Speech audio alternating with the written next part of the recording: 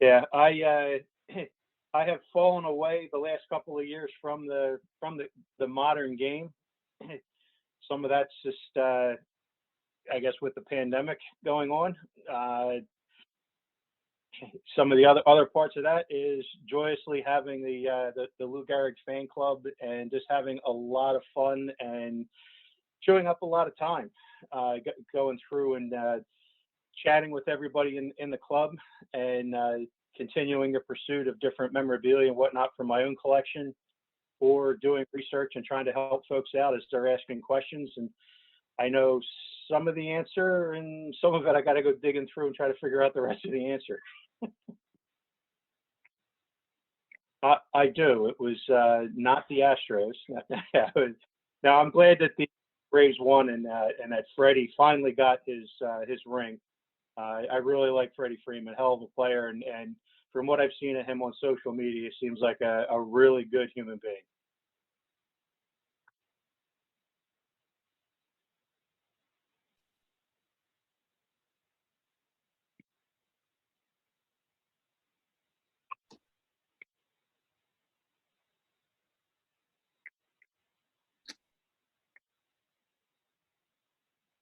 Yeah. No, I was going to say that the Braves also did a really nice job with Hank Aaron and commingling him and a lot of the artwork since the Braves won, where fans have kind of overlaid in the photos where it looks like the players are high fiving Hank Aaron as well. So I think there's a lot of joy going on in the baseball ranks with the Braves winning in the year that unfortunately Hank passed.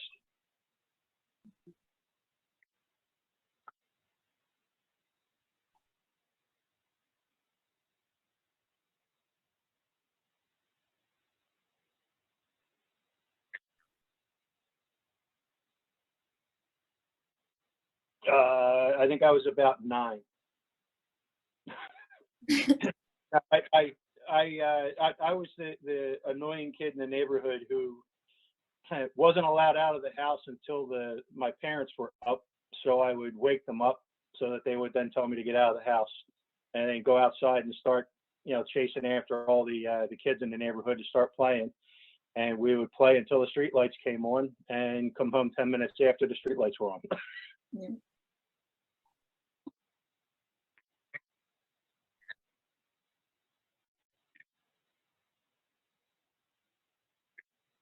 Oh yeah, yeah. Well, kind of a combination. One, just being a kid and loving the game, just from the standpoint of loving to play the sport, hanging out with all my friends and whatnot in the neighborhood, and then Dad being a history teacher, kind of having the background of things explained as we went through. We're driving through Pennsylvania, and here comes Gettysburg, and here comes the story about everything that went on for that, or other examples, of the same ilk. When it came to things about baseball, it was this player. This player was significant to the game because of X, and then it would be okay. Well, now I got to go get a book and read more about that guy or this guy, and next thing you know, studying 100 years worth of the game and filling the basement up with all sorts of treasures throughout my life.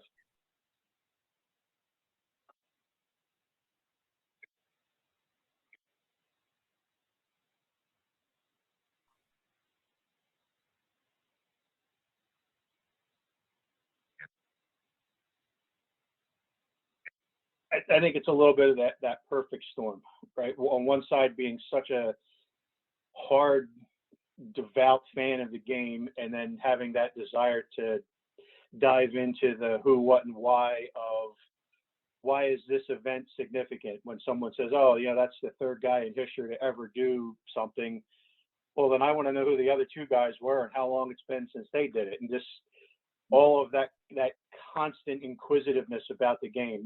So I think it's kind of both. I don't want to blame it all on Dad, but I'm sure he had a significant percentage of the two for getting me into all this financial trouble.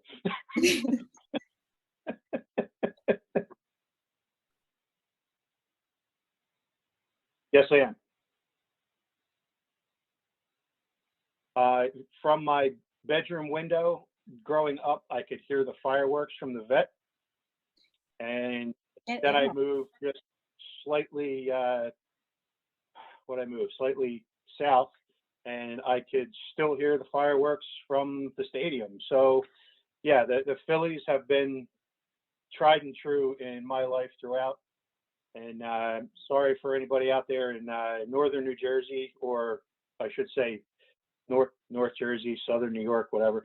The Mets, no, I just can't do the Mets. my wife took us to New York one year for my birthday. We're up there to catch a game late in the season when the Phillies were playing the Mets, and of course we go there, and it's the night that they're giving out a fleece blanket. And it was cold, and I'm in shorts, and I refused to put the damn Mets blanket on me. I would rather be dead than have blue and orange on my body. Phillies tried and true. Bill, did you follow the Phillies at all this season, or you said you haven't really been keeping up with modern day? I get the updates from the MLB apps and whatnot. So as the games are going on, I kind of have a feel of what's going on. I didn't really watch too much in the way of the games live. You know, did a little bit of radio here and there.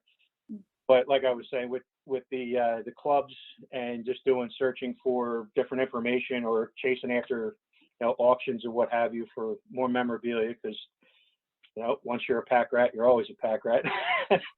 So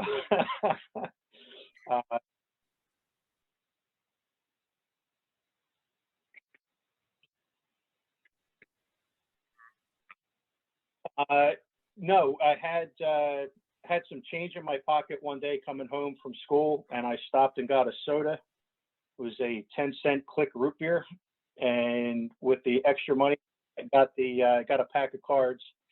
And when I came home and was going through the cards and showed Dad the pack, his response, like a lot of parents would do, "Oh, I think there's a box of my cards in Grandmom's attic."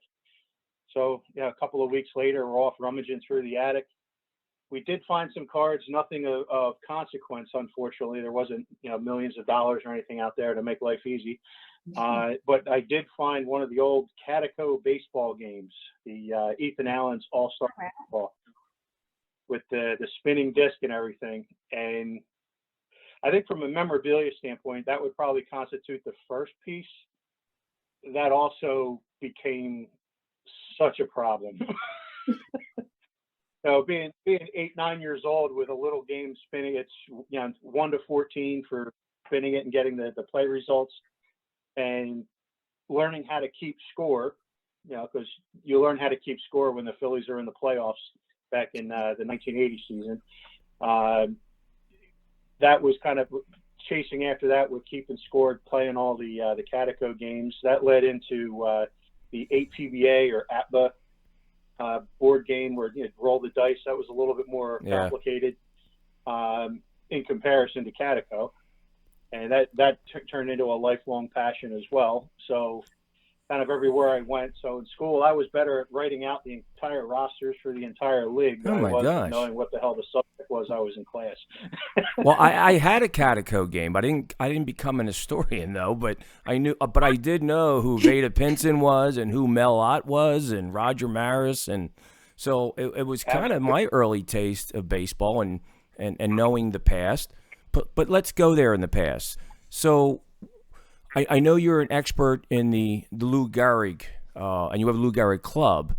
Can you tell us a little bit about the club and what tasties do you have about Lou Gehrig that maybe we do know about, and maybe some things we don't know about? But hold that thought for a second, because I want to go to a clip, and you'll recognize the clip right away of Lou Gehrig giving his final speech.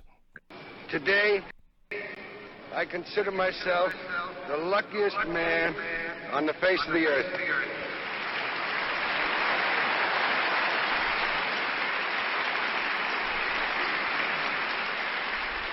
That I might have been given a bad break, but I've got an awful lot to live for. Thank you. And what does that do to you, Bill, when you see that clip? That's goosebumps every time you hear it. There's so much humility and passion in his voice. He has to have some kind of inclination as to what is going on in his personal life at the moment of that speech. Besides the fact that everything that he had done for the last 14 years has come to an abrupt and definite end. And that's the speech that he's given right there. So if that doesn't give you goosebumps, I honestly, I don't know what you need.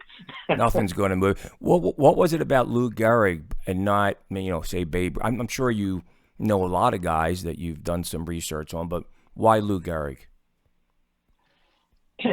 With Lou, it's going to be more, one, as a young guy watching Pride of the Yankees, that movie's all about baseball and all about romance and family. And it's kind of the American dream as far as I'm concerned.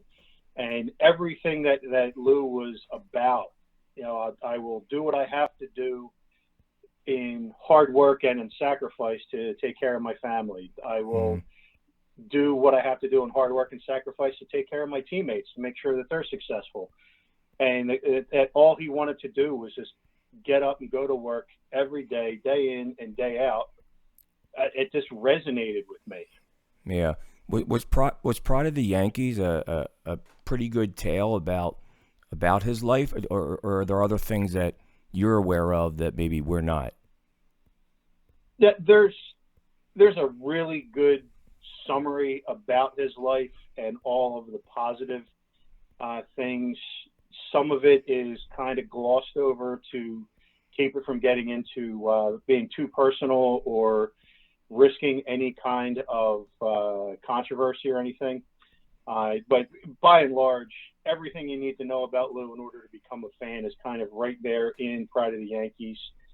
Some of the deep dive kind of sidebar information, as far as I'm concerned, the book Luckiest Man that Jonathan Eeg had written is really, from a Lou Gehrig's fan perspective, kind of the Bible of here's really everything you want to get into, because things where Eeg does not dive into in depth, he at least addresses, there momentarily to let you know that, yes, this did happen. And if you want to learn more about it, well, you've got a library card, go and, start doing the research on it yourself. Where some of the other parts of it, he just went right there and told you all about it. And it's all outside of what was in Pride of the Yankees. Did you go back into his childhood and what made him who he was as a man? Yeah, I mean, in the movie and in Jonathan Eeg's book, they both start out kind of in the same. In the beginning, here's his parents are both German immigrants. They meet here in the States, get married, have kids. Lou is one of 4 kids that his parents have. Lou is the only one to live past the age of 2. So it kind of, from sidebarring into the history aspect of it, there's a lot of medical advances from 1903 until now to help reduce infant mortality and disease and whatnot that could take away a newborn child or a 2-year-old child from you. And that was just kind of a immediate reminder of kind of the humanity, how fragile we are. Wait a minute. He had 3 siblings that didn't make it to the age of 2?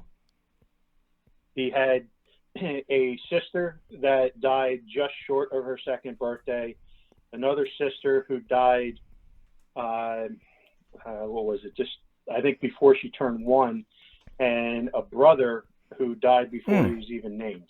And what were the reasons? Were they the same or different? No, it was the one. It was like bronchitis and flu. And another one, it was just infant mortality or what have you. And as the little brother, that was just born in a very fragile state and died fairly quickly.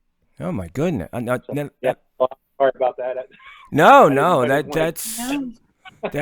that's why you're here. I mean, I didn't know that. I mean, I'm not a historian. I mean, I know a little bit about Lou Gehrig. All we know is the movie and the clip, and who came in after Lou Gehrig. I won't give you the spoiler alert.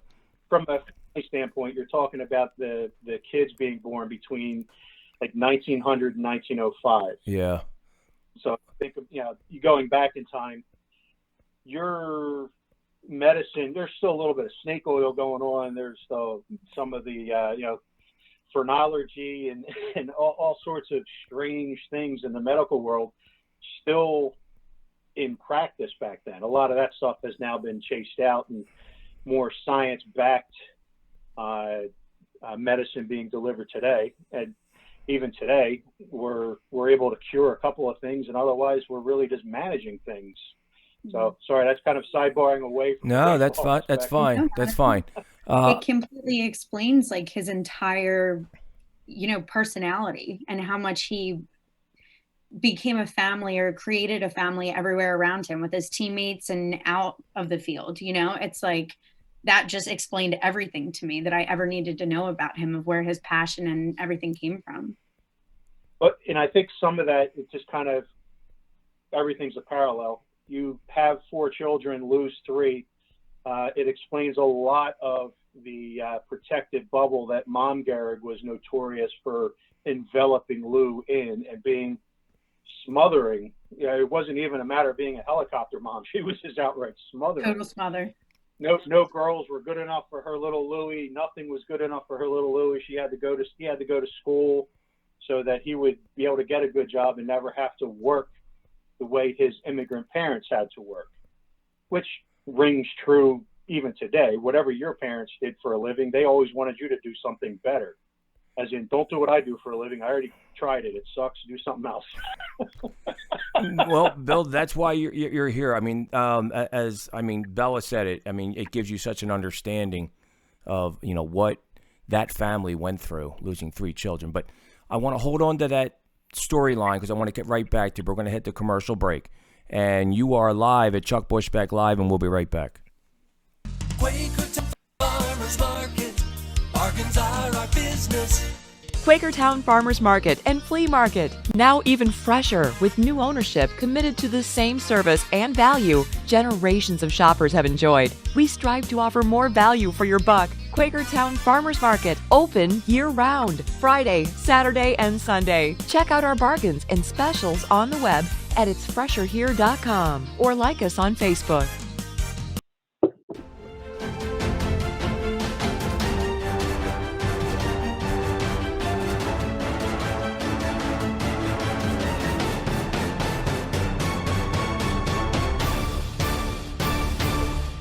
And we are back with Chuck Bushbeck Live, Heart of a Champion, and our guest is Bill Hunter and my co-host Bella DiSilvestro. And we were talking about Lou Gehrig surviving past the age of 2, as his 3 siblings had passed away. When you were talking about his parents, is there something that you think the parents instilled in Lou that brought him to the man that he became? Yeah, there's two very different personalities when we're talking about Lou's parents. Lou's father, he was in the like a steel worker type of profession. He had been hurt a couple of times, got sick, had some trouble with alcohol. Would kind of wander off and not work for periods of time so that he could just go to the local bar at the corner, or as one of the periods in history there, he's hanging out at the German Turnverein, which is like a German centric culture gymnasium. They'd go in there and you would have all the weights and things for more like gymnastics, tumbling, and the parallel bars, etc. So a lot of fitness opportunity for anybody who's going in there. But off in the corner, there was always the alcohol and the pinochle table. Yeah. So Dad Gehrig was was more about getting little Louie into the gym so that he could work out and work off some of that baby fat and become more of a strong young man. Whereas mom was, if she was working 3 jobs, she wanted to figure out how to work a 4th. Oh, wow. She was extremely driven to provide for the family, and although she kind of gets a bad rap with smothering Lou until the age of 30, at the same time you look back at the situation she's dealing with. She's lost 3 kids. Her husband's having some problems where he's not really participating in the family, and she still has 1 kid to raise, and she's doing it all on her own through the 1910s and 1920s. Oh my gosh. It would be a little bit of like Mom Schwarzenegger. Wow. I mean, this is stuff we don't hear, and this is why we love having guys like you on. So I remember a little bit about the movie. I don't remember the other children. I'm not sure if they mentioned that or not. But steered clear of all that. Yeah, but Mrs. Gehrig, the Otto Schmatto type of line that she came up with, and she did not want him to play baseball, and she wanted him to be an engineer. Is that correct? That is correct. There was no Uncle Otto, although it's Hollywood. Not loved Otto Schmatto. She did consider baseball the bummer's business and felt that sports were a distraction, a waste of time, and she really wanted Lou to focus all on his studies so that he could get into business, to get into engineering or something to that effect. Yeah. And be something, again, staying away from everything that his parents had to deal with. As you go through Lou's life and he hits various milestones, he's in high school and his baseball team is going to go to Chicago to play ball to decide who the best high school in the country is. And the high school coach of commerce has to come over and talk to Mom Gehrig and literally beg for the star first baseman of the team to be allowed to go on the train trip from New York to Chicago to play a game and come back. And it took some doing, and finally Mom yielded. Some of what helped to soften Mom in her, bummer's opinion of baseball was leading up to the end of high school for Lou. He was playing for various local teams and making an extra $5 by playing Saturday and Sunday for a local team, where he would pitch one day and catch the next, because pitchers and catchers made more than the other players. Wow. And Lou would come home and drop $5 into the coffer, and Mom understood $5. He was a pitcher and catcher on the weekend. Wow. Yeah. As a teenager. So here you got this 15, 16-year-old kid who hasn't fully grown into his body yet. He's being referred to by his best friend in interviews years after the fact as all belly and ass as he's going through high school, which is we all did it. Only an historian would put it that way. Yep. All the chunkiness as we prepare for the next growth spurt. Yeah. So here he is. He understood that if he pitched or caught, he made more money, and that was all that Mom instilled in him: make money. Didn't have to be anything you like, just make more money. Did it when he did pass? Were his parents still alive? I don't remember the movie, everything about it. Were his parents still alive, and were they going to every game? Were they at that game? Yeah. His parents are very involved in his career once he gets in with the Yankees and catches on and whatnot. So that part of Pride of the Yankees aspect is true, where they are frequently seen at the stadium. There's a lot of pictures of Lou standing by the guardrail or railing from the field with his parents just off in the box seats or what have you. His parents actually don't become U.S. citizens until 1944, 3 years after Lou dies. Wow. Okay, so... Sorry, I just exploded your head. No. Questions. That's all. Stuff that I didn't know. So this mother and father lost 4 kids before they passed away, basically. Yes. Is there a book Literally. about that? About their chronicles in life?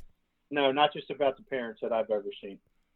Wow. That's incredible. I mean, I can't imagine, let alone losing 3 children before the age of 2, and then your last son that you have, But then one son.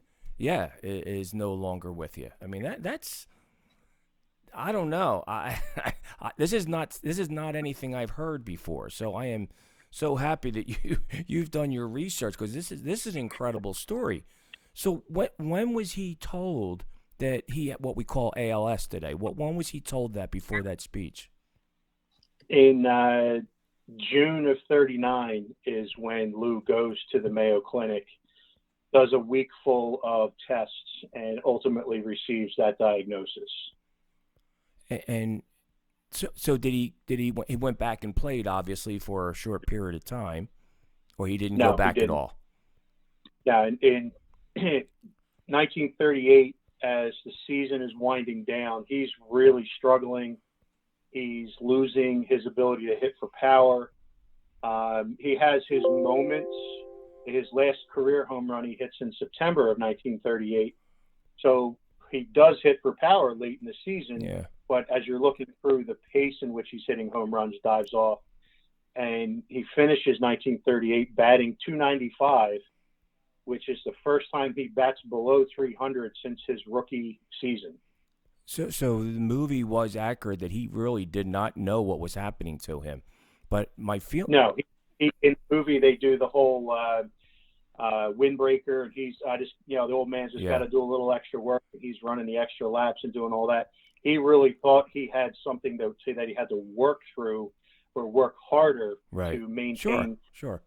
Now, I mean, from a baseball player standpoint, back then, 36 years old, he's very close to the end of his career, especially when you consider he was more of a power hitter. That type of player tends to wear out sooner than like a middle infielder type of player who hits with less power. You don't notice degradation, so they tend to play a little bit longer. It's even true today to some aspects, but back then it was really more prevalent that this player played till this age and don't count on him past that. So going and saying that Lou was going to play till he was 40 years old is probably not realistic, just from the human factor. Mm-hmm. But when you have him at 35 years old and it's obvious enough that not only the team and management are seeing it, but the fans, the reporters were seeing it as well. And during the 38-39 offseason, that's the big fear. What are the Yankees going to do at first base if, the Iron Horse isn't the Iron Horse anymore? And he wasn't hitting almost at all during spring training at 39. Even as they played exhibition games coming from Florida, working their way north, they would just stop off, play an exhibition game with North Carolina, work their way up, play an exhibition game against somebody else, and make a little money basically as they work their way north. He wasn't hitting even in those games. So it was really a major concern, and which is why Lou only makes it 8 games into the 39 season before he just says to manager McCarthy, I'm a detriment to the team, so I'm going to just stop here. And he did that on the train ride from New York to Detroit. So he's done April 30th playing in a game against the Washington Senators. And he gets on the train. They travel out there. So May 1st is the travel day. May 2nd is the next game. And it's announced Dahlgren playing first base instead of Gehrig. And, the rest is history from there. Lou stays with the team. He's on the roster. He never plays again. As far as with the Yankees in a major league game, he plays briefly in a game in Kansas City in June. The Yankees minor league team was the Kansas City Blues. They stop off there on an off day and play in a quick exhibition there.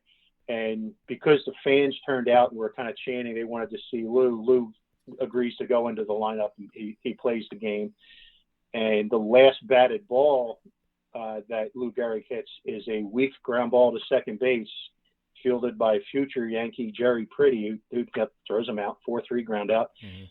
And from Kansas City is where Lou begins his trek to Minnesota to the Mayo Clinic. So he's there from the 13th to the 20th, gets his diagnosis, and on the 21st, he's back in New York with the Yankees to announce his retirement.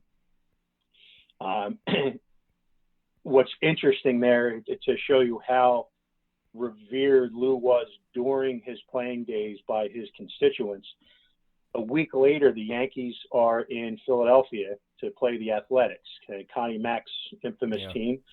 They're there, and Connie Mack did not come out of the dugout very often. He usually sent his coaches out. But between games of a doubleheader, Connie Mack sent word over to the dugout to ask Lou to bring the lineup card out. And when Lou agreed to do it, he's helped out to home plate by his teammates. And Connie Mack is helped out of the dugout to come to home plate. The fans acknowledge that here comes Connie Mack. He never comes out, and he's coming out because Lou Gehrig's at home plate. Philadelphia gives the Philadelphia fans, not the team, the fans give Lou Gehrig an 8-minute standing ovation. Get out. And it's reported in newspapers after that game that it was surreal that the opposing team's fans would give such an ovation to the opposing team. Especially the Yankees for that, It speaks volumes, right? Yeah. I have two questions though. I'm not knowing where Pride of the Yankees left off as far as the truth of the story and where Hollywood kicked in. What was the mentality of his teammates in the locker room as he's struggling going through this, and in particular, the second one, his relationship with Babe Ruth? His relationship with Babe Ruth, they got along early in Lou's career because Babe kind of took him under his wing and helped him to become a professional ball player, as other players on the team do as well. But Lou, being the larger than life personality back in those days, that was a big thing for a young player.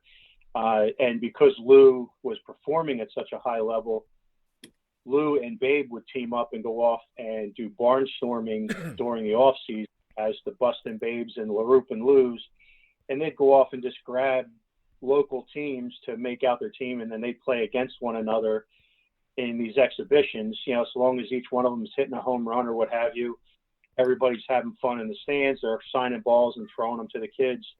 So they're making money from October into early winter, right, as they would start playing on the East Coast and immediately start traveling to the West Coast to stay with the warmer weather in theory, to get all the way out to California by the time they were done. So in that regard, Babe and Lou are pretty tight.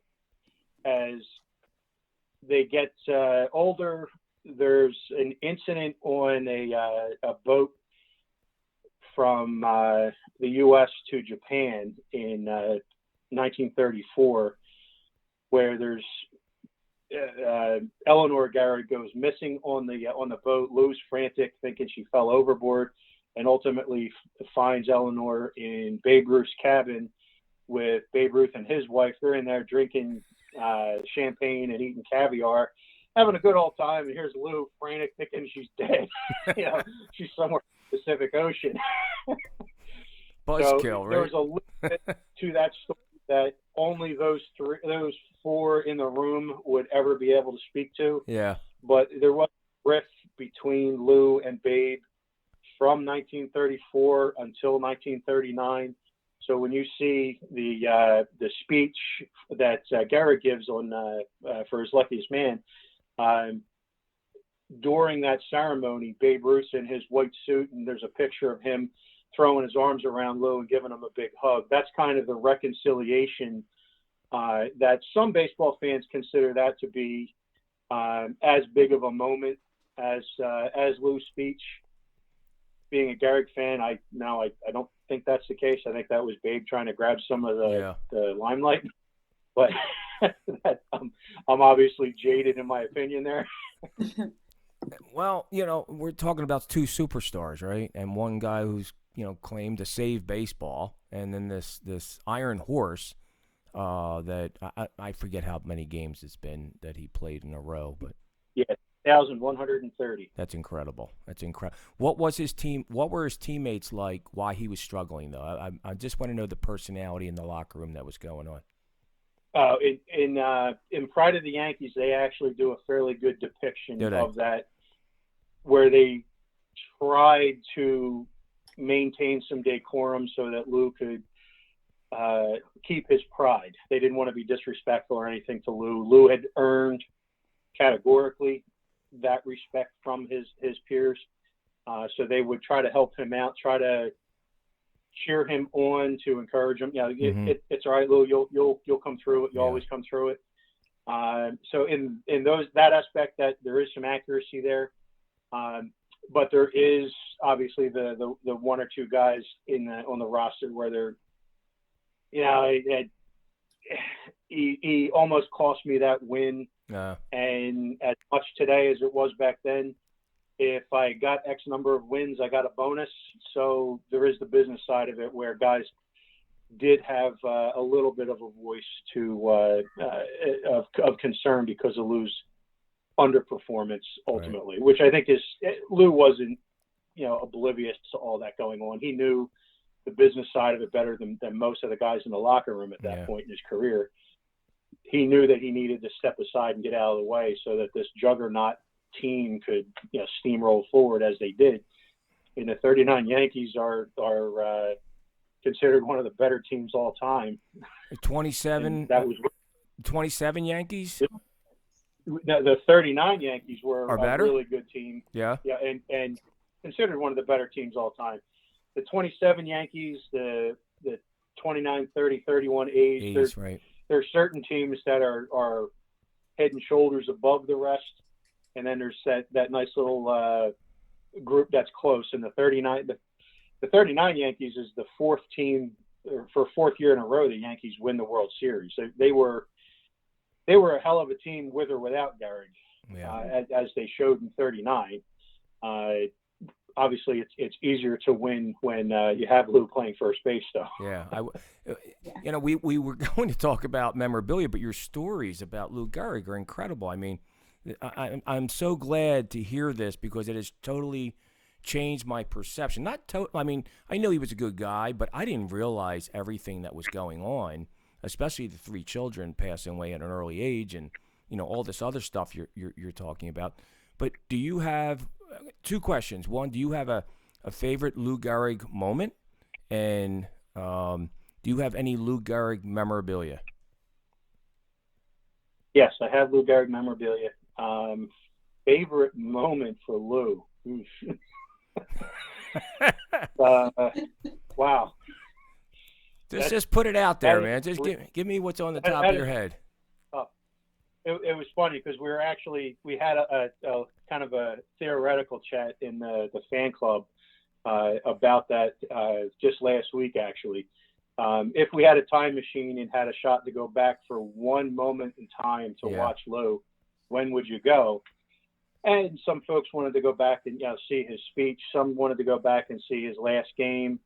Go back in June of '32 when he hits 4 home runs in a game, being the first guy since 95, when Bobby Lowe had done it, to become only the second guy ever in baseball history to hit 4 homers in a game. Big moments. Jeez. So there was a lot. I don't know. It's kind of like infinity from my perspective. There's so many cool things as you kind of go through the why going back to this Sunday in August would be cool because it led to such and such happening. I think it would be pretty neat to go back and follow the Yankees through the 1933 season every time they went to Chicago, just so that you could be there and be a fly on the wall when Lou runs over to the World's Fair administration building to have a quick conversation with his girlfriend so he could propose. So I think that would be kind of neat. Oh. 'Cause there's, No, I knew you know, Bella that- would like that. I love that. But as far like everything baseball is documented so well, right? Because the news was there, so there was ears, pens, cameras, like everybody was around him. But then he goes off on his personal life Yeah. and does these things, and it's kind of known because Lou was very private, and as a result, Eleanor was very private. So a lot of the paperwork that becomes publicly available after Eleanor dies in 1984, it's been redacted. You know, certain pages are just missing, or certain letters are just gone. Wow. You know, I'm sure somewhere out there's a fireplace that had a hell of a lot of neat information in, as she just enjoyed a nice beverage in front of a Christmas fire. Right.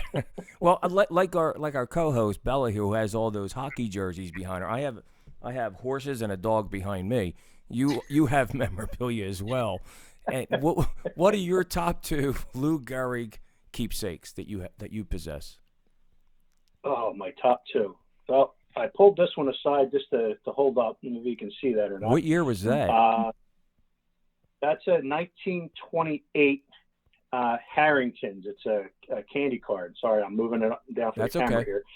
But one of the reasons that's a favorite for me is being a young guy, opening packs of cards and whatnot. Dad gets involved in the hobby and starts collecting with me as well. And we're over in one of the local card shops.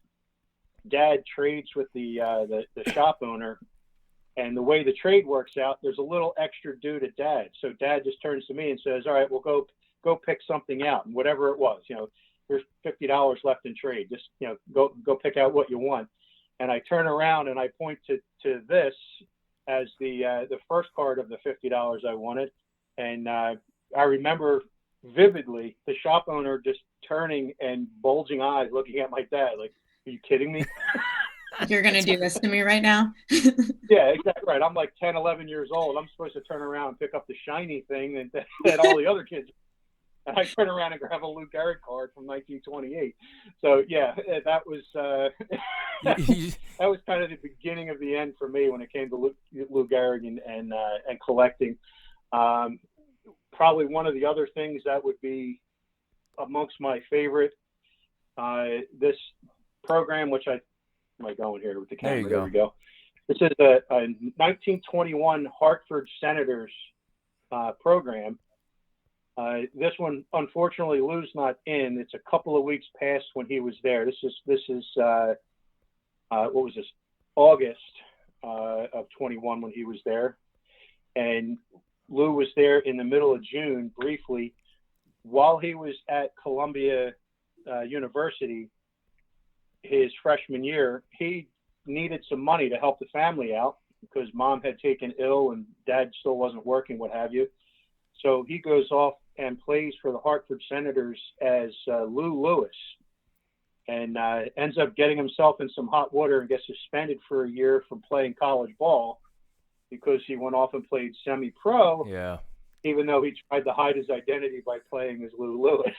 I know that. I know my father had told me a story about my uncle who did that. He played under an assumed name, and that's how they had to do it. Yeah, you know. it was fairly common back in those Yeah. days to do that. Just Yeah. earn a few dollars while you were playing for a different team, that kind of thing. Yeah. But for college, he could have gotten suspended entirely and not been allowed to play, which would have been the immediate end for Lou's college career because he was there on a full sports scholarship. He wasn't paying tuition and couldn't afford to pay it otherwise. Yeah. Bill, I just want to say it's been a pure delight to have you on our show, and the work that you do to collect and to dive into history the way you do and bring the story to life is an art. And it's part of our Heart of a Champion, and you definitely have a Heart of a Champion when it comes to this. Where can people reach you in reference to your group, to buy Lou Gehrig stuff? You know, where can they find you?